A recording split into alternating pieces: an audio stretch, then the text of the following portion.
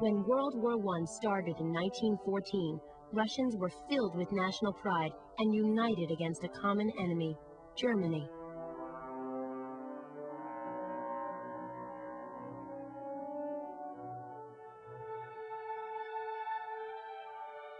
But the war would drag on for 4 years, and with each year, the Russian casualties grow. Factories cannot produce enough goods for the war effort. The transportation system breaks down. Soldiers on the front lines run out of supplies. By 1915, many soldiers have no rifles or ammunition. The war is bleeding the country dry. The people begin to question the competency of the Russian generals leading the war. In 1917, in an effort to boost morale, Tsar Nicholas II personally takes command of the troops at the front. But he proves to be no more competent than his generals, and the casualties keep mounting. People are especially angered that in his absence, the Tsar's wife Alexandra is running the country. Many Russians distrust and fear Alexandra because she was born in Germany.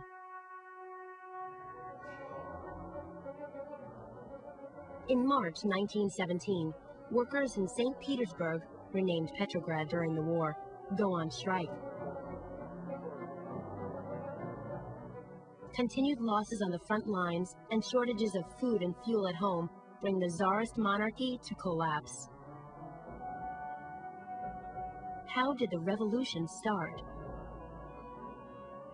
Marchers take to the streets shouting, "Bread, bread!" Hunger has turned to anger. Crowds break into food shops throughout the city. Revolution is imminent.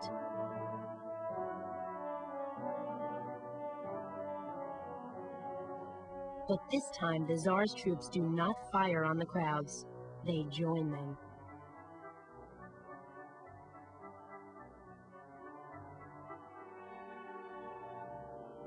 With the troops refusing to fight the demonstrators, the government is left helpless.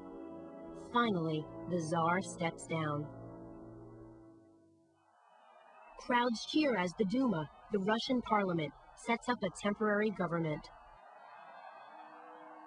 But this government decides to continue the unpopular war with Germany. It is a big mistake. Most Russians are tired of the war, and they start to take matters into their own hands. Groups opposed to the war form Soviets, or councils of workers and soldiers.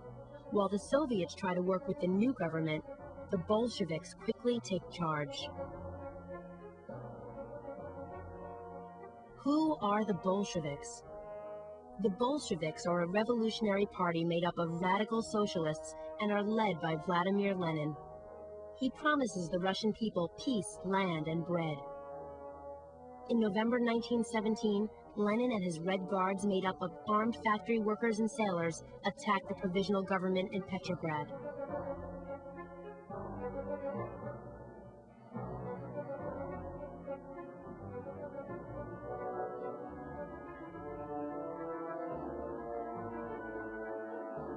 In a matter of days, Lenin's forces have won. They quickly seize power in other cities. For the next 3 years, the Bolsheviks and their Red Army will fight a civil war with the White Army, the counter-revolutionary forces still loyal to the Tsar. When the battles end in 1921, Lenin and the Bolsheviks are victorious. But they, like so many others following the Great War, inherit a nation in ruins.